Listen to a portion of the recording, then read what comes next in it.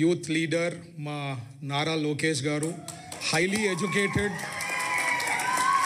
175 ఎమ్మెల్యేలు, 25 ఎంపీలు ఆ రాజ్యసభ ఎంపీలలో స్టాన్ఫర్డ్ నుంచి చదివిన వాళ్ళు ఎవరు లేరండి. So very highly educated. So he knows what to do, when to do everything. So perfect blend ఉంది మాకు, ఇట్లా సీనియరు ఇట్లా జూనియరు.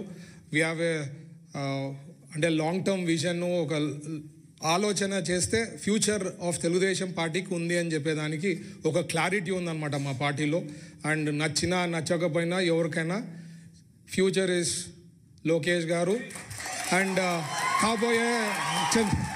కాబోయే ముఖ్యమంత్రి కూడా మన లోకేష్ గారు ఫ్యూచర్లో. అలాగే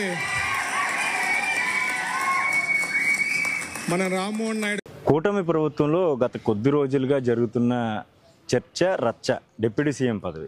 నారా లోకేష్ గారికి డిప్యూటీ సీఎం పదవి ఇవ్వాలంటూ కూడా తెలుగుదేశం పార్టీలో ఒక వర్గం తీవ్రమైన ప్రచారం చేస్తాం.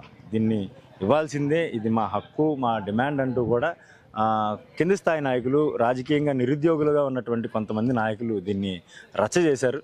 టీడీపీ అధిష్టానానికి కూడా ఇది పెద్ద తలనొప్పిగా మారింది. అయితే పెద్ద స్థాయి నాయకులు అంటే పార్టీ అధినేత కావచ్చు, లేదంటే స్పోక్స్ పర్సన్స్ కావచ్చు, మంత్రులు కావచ్చు, ఎవరూ దీని మీద స్పందించకపోయినప్పటికీ చోటా నాయకులంతా కూడా దీని మీద స్పందించారు. నాయకత్వం డిమాండ్ చేస్తుంది, ప్రజలంతా ఆకాంక్ష, కార్యకర్తల ఆకాంక్ష అంటూ కూడా దీన్ని పెద్ద ఎత్తున తెర మీదకి తీసుకొచ్చారు. అయితే దావోస్ వెళ్ళినటువంటి ముఖ్యమంత్రి చంద్రబాబు నాయుడు, లోకేష్ గారు, కొంత మంత్రులు కూడా అక్కడికి వెళ్ళారు.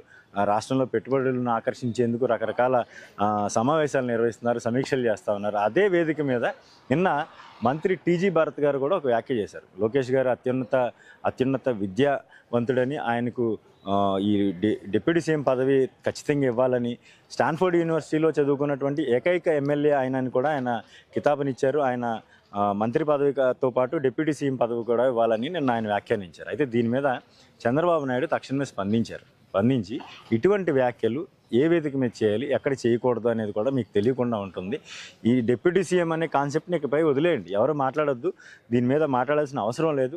ఏ నిర్ణయం అయినా సరే తీసుకుని మనం తర్వాత మాట్లాడుకుందాం. ఎక్కడ ఏ వేదిక మీద కూడా డిప్యూటీ సీఎం పదవి లోకేష్కి ఇవ్వాలనే అంశం మీద ఎక్కడ మాట్లాడొద్దు అని చాలా ఖరాఖండిగా చెప్పినట్టు మనం వార్తల్లో చూసాం. అయితే ఈ మొత్తం ఎపిసోడ్ వెనుక ఏం జరిగిందనేది మనం విశ్లేషించుకుంటే, కొంతమంది చోటా నాయకులు కావాలని తమ రాజకీయ ప్రయోజనాల కోసం, లేదంటే లోకేష్ గారిని ప్రసన్నం చేసుకుంటాం, పార్టీ అధిష్టానం దృష్టిలో పడేందుకో, తమ ప్రాధాన్యత చెప్పుకునేందుకో మాత్రం ఇటువంటి ఏర్పాట్లు, ఇటువంటి కామెంట్స్ చేశారని మనం చెప్పుకోవాల్సి ఉంటుంది. కానీ ఈ మొత్తం ఎపిసోడ్ అంటే కూటమి ప్రభుత్వం ఏర్పడడానికి జరిగిన ముందు ఎపిసోడ్ కూడా ఈ సందర్భంలో మనం చర్చించుకోవాలి. ఎందుకంటే చంద్రబాబు నాయుడు గారిని స్కిల్ డెవలప్మెంట్ కేసులో అరెస్ట్ చేసినప్పుడు ఏ ఒక్క రాజకీయ పార్టీ కూడా రాష్ట్రంలో ఇది తప్పు, ఆ వయసులో ఆయన అరెస్ట్ చేయడం తప్పు, నిజంగా స్కిల్ డెవలప్మెంట్లో ఆయన ప్రమేయం ఉంది అని అనిపిస్తే ఆ రోజు నిజంగా ఎఫ్ఐఆర్లో ఆయన పేరు చేర్చి దానికి అనుగుణంగా చర్యలు తీసుకుని ఉంటే బాగుండేది అని కూడా ఎవరు మాట్లాడలేని పరిస్థితి. కానీ ఆ రోజు పవన్ కళ్యాణ్ గారు పొత్తులో ఉన్నారు, బీజేపీతో పొత్తులో ఉన్నారు. బీజేపీతో కూడా ఎటువంటి సంప్రదింపులు జరపకుండా నేరుగా రాజమండ్రి వచ్చారు, చంద్రబాబు నాయుడు గారిని జైల్లో కలిశారు, మాట్లాడారు. బయటకు వచ్చిన తర్వాత సెంట్రల్ జైలు బయటకు వచ్చి ఒక పక్క నారా లోకేష్ గారిని, మరోవైపు బాలకృష్ణ గారిని పెట్టుకున్నారు. 3 పార్టీలు కలిసి పోటీ చేయబోతున్నాయి వచ్చే ఎన్నికల్లో ఆ రోజు చాలా స్పష్టంగా చెప్పారు. అయితే ఆయన ముందుగా టీడీపీతో ఒకవేళ మాట్లాడి ఉండొచ్చు కాక, కానీ బీజేపీతో పొత్తులో ఉన్నారు. ఆనాడు బీజేపీ గవర్నమెంట్, సెంట్రల్ గవర్నమెంట్లో బీజేపీ గవర్నమెంట్ ఉంది సెంట్రల్లో. ఆ రోజు బీజేపీ పెద్దలతో కూడా మాట్లాడారో లేదో తెలియదు, కానీ నిర్ణయం తీసుకున్నారు. ఆ నిర్ణయాన్ని తూచా తప్పకుండా గడిచిన ఎన్నికల వరకు కూడా తూచా తప్పకుండా దాన్ని అమలు చేయడానికి మాత్రం పవన్ కళ్యాణ్ గారు పడ్డ శ్రమ అంతా ఇంత కాదు. ఎందుకంటే ఎలక్షన్కి నెల రోజుల ముందు వరకు కూడా పొత్తులపై ఒక క్లారిటీ రాలేదు. మేము సింగిల్గా పోటీ చేస్తున్నామని వైసీపీ ప్రచారంలోకి వెళ్తే ఎక్కడ ఏ అభ్యర్థి పోటీ చేస్తారు, ఏ పార్టీకి ఎన్ని సీట్లు ఇస్తారు, ఏ స్థానం నుంచి ఏ పార్టీ పోటీ చేయబోతుంది అనేది కూడా స్పష్టత రాలేదు. ఆ రోజు చివరి వరకు కూడా ఆయన రాజమండ్రి సెంట్రల్ జైలు వరకు, జైల్లో ఏ హామీ అయితే, ఏ ఉద్దేశం అయితే ఆయన ప్రకటించారో ఆ ఉద్దేశానికి పూర్తి స్థాయిలో కట్టుబడి ఉన్నది మాత్రం పవన్ కళ్యాణ్ గారు. పోటీ చేసిన స్థానాల్లో ఎవరికి ఎన్ని సీట్లు వచ్చినాయి, 164 స్థానాలు అత్యధికంగా టీడీపీ స్థానాలు గెలుచుకుంది. ఏకైక సింగిల్ పార్టీగా టీడీపీకి అధికారం ఫామ్ చేసే అవకాశం వచ్చినప్పటికీ పొత్తు అనేది చాలా కీలకం. ఆ రోజున పొత్తులోనే జరిగినటువంటి ఈ ప్రక్రియలో 164 స్థానాల్లో 100% స్ట్రైక్ రేట్ సాధించినటువంటి జనసేన పార్టీ ఒక విధంగా అవకాశాలు ఉన్నాయి. బీజేపీ కూడా ఆ రోజు కేంద్ర మద్దతుతో 8 మంది ఎమ్మెల్యేలు విజయం సాధించారు. మొత్తంగా చూసుకుంటే ఏదేమైనప్పటికీ ఒక ఉమ్మడి కూటమిగా వెళ్ళినప్పుడు ఉమ్మడి కూటమిగానే నిర్ణయాలు కూడా తీసుకోవాలి.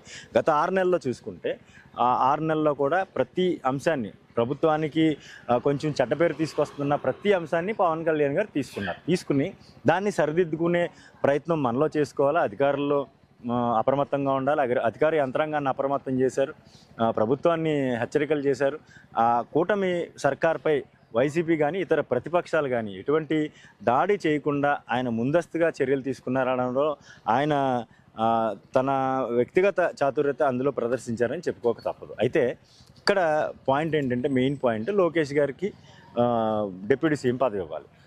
లోకేష్ గారికి డిప్యూటీ సీఎం పదవి ఎందుకు ఇవ్వాలి అంటే వాళ్ళ డిమాండ్ ఏంటంటే, మా నాయకుడిని మేము ఆ స్థాయిలో చూసుకోవాలనుకున్నాం. అంటే వీళ్ళు చెప్పేదానికన్నా కూడా లోకేష్ గారు చాలా 100 రెట్లు ఆయన అభివృద్ధి చెందారు, రాజకీయంగా చాలా పరిణతి సాధించారు. గడిచిన 2-3 ఏళ్లలో చూసుకుంటే ఆయన పాదయాత్ర చేశారు. యోగాళం పాదయాత్రలోనే ఆయన అద్భుతంగా ఆ రోజు పాదయాత్ర నిర్వహించారు. ప్రతిరోజు ఒక సమావేశం నిర్వహించారు. ఆ సమావేశంలో ఎవరు ఎటువంటి క్వశ్చన్ వేసినా దానికి టక్కన ఆన్సర్ చెప్పేవారు. ఎటువంటి పరిష్కారం చూపించాలనేది కూడా ఆయన చాలా చక్కగా వివరించారు. అదేవిధంగా చూసుకుంటే ఈరోజు మంత్రి పదవి చేపట్టిన తర్వాత రాష్ట్రంలో 20 లక్షల ఉద్యోగాలు కల్పిస్తామని చెప్పారు. 20 లక్షల మందికి ఉపాధి అవకాశాలు కల్పించే దిశగా ఎటువంటి చర్యలు తీసుకోవాలనే దాని మీద ఆయన ప్రతి క్షణం కూడా ఆలోచిస్తూ ఉన్నారు. మరి పాఠశాల విద్యా మంత్రిగా కూడా ఆయన ఉన్నారు. పాఠశాల విద్యార్థులకు సంబంధించి ఎటువంటి మెరుగైన భోజనం కల్పించాలి అనే దాని మీద వాళ్ళతో వెళ్ళి డైరెక్ట్గా ప్రతిరోజు కూడా ఇంటరాక్ట్ అవుతున్న పరిస్థితి అయితే చూసాం. ప్రతిరోజు ఏం జరుగుతుందని తన శాఖ అధికారుల ద్వారా తెలుసుకుంటున్నారు. కొన్ని సందర్భాల్లో అయితే సహపంక్తి భోజనాలు కూడా విద్యార్థులతో కలిసి చేశారు. వాళ్ళు తింటున్న ఆహారమే ఈయన కూడా తీసుకుని అక్కడ ఆహారం ఏ విధంగా క్వాలిటీగా ఉందనేది కూడా ఆయన తెలుసుకుంటున్న పరిస్థితి అయితే ఉంది. మొత్తంగా చూసుకుంటే లోకేష్ గారు అనుకున్న దానికన్నా కూడా ఆయన చాలా పరిపూర్ణత సాధించారు. పార్టీ పరంగా చూసుకుంటే కూడా ఈ మధ్యనే తెలుగుదేశం పార్టీ 1 కోటి సభ్యత్వాలు నమోదు చేసింది. 1 కోటి అనేది చాలా రికార్డ్ అని చెప్పుకోవాలి. ఈ 1 కోటి సభ్యత్వాల నమోదు వెనుక కూడా పూర్తిగా లోకేష్ గారి హస్తం ఉంది. ఎందుకంటే కార్యకర్తలకు మెరుగైన ప్రతిదీ కూడా మెరుగ్గా అందించాలనే లక్ష్యంతో భాగంగా ఆయన ఏం చేశారంటే ఒక హెల్త్ ఇన్సూరెన్స్ ఏర్పాటు చేశారు. కార్యకర్తలకు ఎటువంటి ఇబ్బంది వచ్చినా కానీ హాస్పిటల్ ఖర్చు ఆ విధంగా జరగకుండా ఉండేలా కూడా ఒక హెల్త్ ఇన్సూరెన్స్ ప్లాన్ చేసి కార్యకర్తలకు ఇచ్చారు.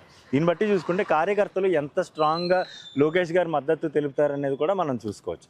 ఆయన నిజంగా డిప్యూటీ సీఎం పదవి ఇవ్వాలి అనిపిస్తే చంద్రబాబు నాయుడు గారు, బీజేపీ పెద్దలు, పవన్ కళ్యాణ్ గారు ముగ్గురు కూర్చొని మాట్లాడుకుని అయిపోయేదానికి ఎవరో కార్యకర్తలో లేకపోతే రాజకీయ నిరుద్యోగులు చెప్పాల్సిన అవసరం లేదనేది మాత్రం ఒక విధంగా మనం తెలుసుకోవాల్సిన అంశంగా చూడవచ్చు. అయితే ఈ వ్యవహారం మొత్తం మీద చంద్రబాబు నాయుడు పూర్తి పరిణతితో ఆలోచించారు, చాలా గొప్పగా ఆలోచించారు. ఎటువంటి అరమరికలు, ఎందుకంటే కూటమి ప్రభుత్వం గడిచి 6-7 నెలలుగా వస్తుంది ప్రభుత్వం ఏర్పడి, ఇప్పటి వరకు ఎటువంటి విభేదాలు లేవనే మనం చూస్తూ ఉన్నాం. కానీ ఇటువంటి వ్యవహారాల్లో కొంతమంది చేస్తున్నటువంటి ప్రచారానికి, తప్పుడు ప్రచారానికి లేనిపోయిన అవరోధాలు వచ్చే అవకాశం ఉంది, లేనిపోయిన విభేదాలు వచ్చే అవకాశం ఉందని మాత్రం చంద్రబాబు నాయుడు గారు త్వరగానే గ్రహించారు.